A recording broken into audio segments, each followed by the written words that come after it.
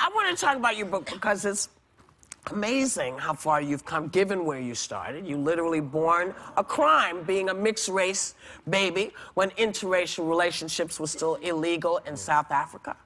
And one of the stories you tell is sort of having to get tossed out of the car while it's moving. Please explain. Well, you know, South Africa was a country that was, as you say, was separated by the apartheid laws. And apartheid was really perfect racism because it wasn't just about separating black and white. It was convincing that black and black were different from each other. Yes. And that's what hatred is based on, blaming other people for the ills of society.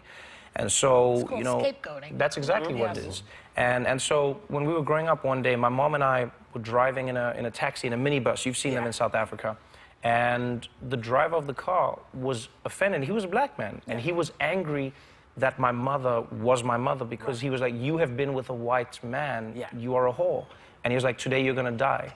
And this was something that you had heard of. We knew this was always around the corner in South Africa at the time. And so my mom, and I was half asleep at the time. She said to me, hey, at the next traffic light, we're going to jump out. Because the guy wasn't stopping at any lights. Oh, my God. And she said, we're jumping out. And I didn't sort of hear her. And then the next thing I knew, I was out. She just opened the door, tossed me out, and my baby brother, she held him, and then she jumped out, tumbled, cocooned him perfect. Moms are just like, I don't even know how they do it. They're just like superheroes without the capes. And then she tumbled, and we got up, and then we ran together. And that was just, it's strange to say this, but that was life. You know, people were living that life at a time when South Africa was coming out of the throes of some of the most hateful period we ever lived through. How did living in hiding affect you? You know what's strange is it didn't affect me, I won't lie.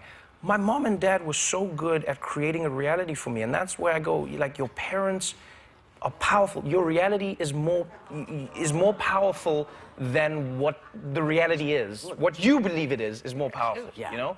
And my mom, all she needed me to know was that I was loved. So as a kid, I was like, I love being indoors. I love reading books. They don't let me go outside because they said someone's going to steal me. I don't know who that is. All I know is that means I'm valuable, so I'm going to stay indoors. You know? I didn't know it meant the police were going to take me away because my mom wasn't supposed to be my mom. I thought it just meant, like, yeah, I'm special. So I stayed in. I saw my dad when my mom could sneak me to him. But I did not know how dangerous my world was, and that's where I credit my mom for breaking those rules and cocooning me in that, you know? Your mom sounds like an incredible person. Definitely. And she was fearless, as you're saying, the way you're describing her. So how were you like her? I think How am I like her? You're like her. Oh, I inherited her sense of humor, but I mean, I try every day to be as fearless as her. But my mom, like many black women, realized very early on that they were at the bottom of the totem pole in society. You know, black women have to fight. People go like black people. I go, yeah, but black women are at the bottom. As a woman and as a black person, you're at the very bottom level. And so you have to be stronger. And then on top of all of that, you have to raise men. And that's what my mother had to do with me. So I every day aspire to her, but I go like, I'm timid compared to that woman. She is fearless, she is brave, she is everything. And then I'm just chasing every day. I go like, maybe one day, maybe one day I'll But she got you in trouble sometimes, right? Who? My mom? Yeah. Well, I mean, she played with trouble.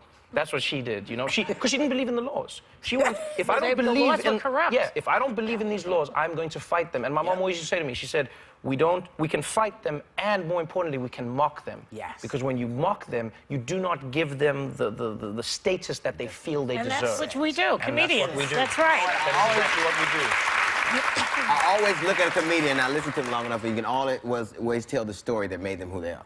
Like, it breaks most people, and it's the thing we laugh at. And you talked about your mother, and I remember, it's funny because I was watching Beyonce doing the Grammys, and everybody was lauding how, and she looked beautiful dancing pregnant, and I was like, every mother I knew went to work pregnant. Like, everybody I knew. Black mothers had a baby in the break room and went back to work. Right. Like, That's right. And so, and it's that kind of thing. It's so funny because when you have that kind of confidence, I was reading that it said you had low self-esteem and it was hard for you to talk to girls.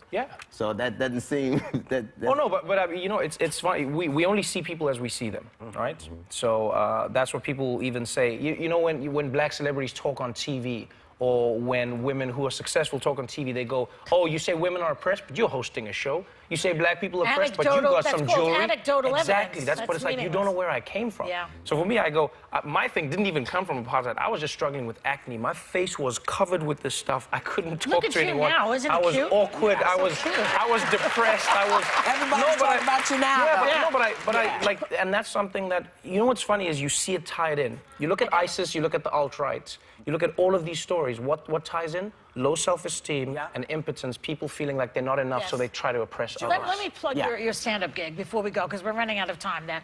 It's called? It's called Afraid of the Dark. Afraid of the Dark, okay. And since we know that you're very literal with your title choices, what does this mean? Are you literally afraid of the dark? I'm literally afraid of the dark. I don't know why. But you're not uncomfortable here. No. Thank you. Listen, you come anytime. You come talk I would love to anytime. come back. Thank you so much for having me. And this book, I'm telling y'all, everybody is going home with the audible version of this book, Born to Crime, read by Trevor himself. Catch his hilarious Netflix special, Afraid of the Dark, on February 21st. We will be right back.